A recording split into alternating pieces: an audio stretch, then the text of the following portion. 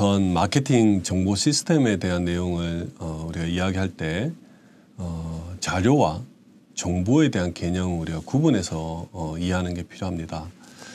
우리 흔히 이제 자료다라고 이야기하는 건 데이터이고요.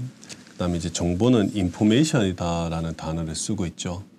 그래서 이 두 개의 개념이 때로는 뭐 혼동해서 쓰기도 하고 또 우리 이제 학습자들을 보면 반대로 또 이해하는 또 학습자들도 계시더라고요. 근데 이제 자료와 정보는 우리가 구분해서 이해하는 게 좀 필요합니다. 우선 자료라는 거는 이제 사람이나 사물에 대한 기본적이고 단순한 어떤 사실들의 집합을 자료다라고 이렇게 이야기하고요. 그 다음에 이제 정보는 이러한 자료들을 가공해서 어떤 의미 있는 형태로 변환시킨 것을 정보다. 우리가 주식 투자를 하는 데 있어서 뭐 예를 들어 이제 삼성전자의 매일매일의 주가 금액은 하루하루의 이제 그 주식 가격은 자료가 되고요. 이러한 내용들이 이제 뭐 1개월, 3개월, 6개월, 1년, 몇 년치 주가에 대한 데이터가 누적이 되면 이런 것들을 이제 우리가 분석을 해서 향후의 어떤 추세에 대한 어떤 시계열을 파악을 하고 이후에 뭐 내일 또 일주일 후, 한 달 후에 삼성전자의 주가에 대해서 예측을 해볼 수가 있게 되겠죠.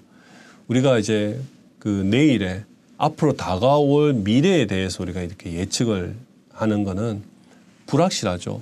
불확실한 어떤 의사결정에 과거의 어떤 데이터를 가공하고 분석을 해서 의사결정에 도움이 될 수 있는 형태로 만든 것을 우리가 바로 정보다.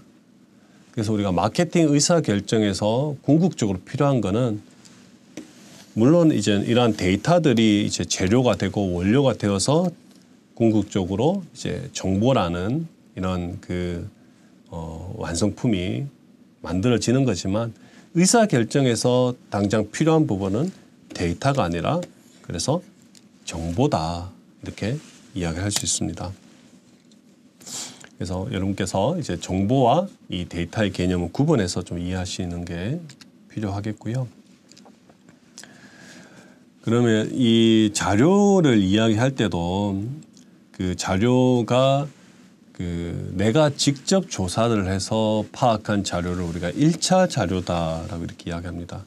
내가 직접 조사를 했기 때문에 정확성 또 적확성이 더 높죠. 그러나 이제 자료 중에서도 2차 자료는 내가 어떤 마케팅 목적을 가지고 직접 조사한 게 아니라 다른 누군가가 또 제3자가 다른 목적으로 기존에 실시해서 파악한 그런 그 데이터 자료를 2차 자료다라고 이렇게 이야기합니다. 뭐 쉽게 얘기하면 그 소비자들의 우리 제품에 대한 선호도가 내가 궁금해서 직접 어떤 소비자들을 표본을 그 선정을 해서 마케팅 리서치를 시행을 했다. 그 결과 자료는 1차 자료에 해당이 되고요. 어떤 뭐 통계청이나 다른 연구기관이 어떤 그 조사를 통해서 파악한 고객에 대한 정보, 그 내용은 2차 자료가 되겠죠.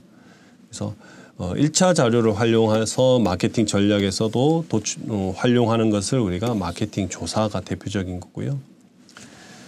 기존의 어떤 파악된 여러 그 자료들을 활용을 해서 어떤 마케팅 의사결정에 도움이 될 수 있도록 이런 그 자료들을 체계적으로 수집하고 정리하는 것을 우리가 마케팅 정보 시스템이다 이렇게 이야기를 합니다.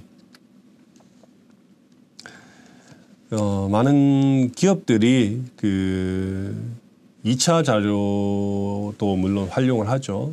2차 자료가 그 획득하기 쉽고 비용이 저렴하고 또 내가 직접 뭐 비용을 써서 조사한 게 아니니까 거의 무료나 값싸게 취득할 수 있는 장점이 있죠. 그래서 2차 자료를 많이 쓰기도 하지만 2차 자료는 내 얘기는 아니에요.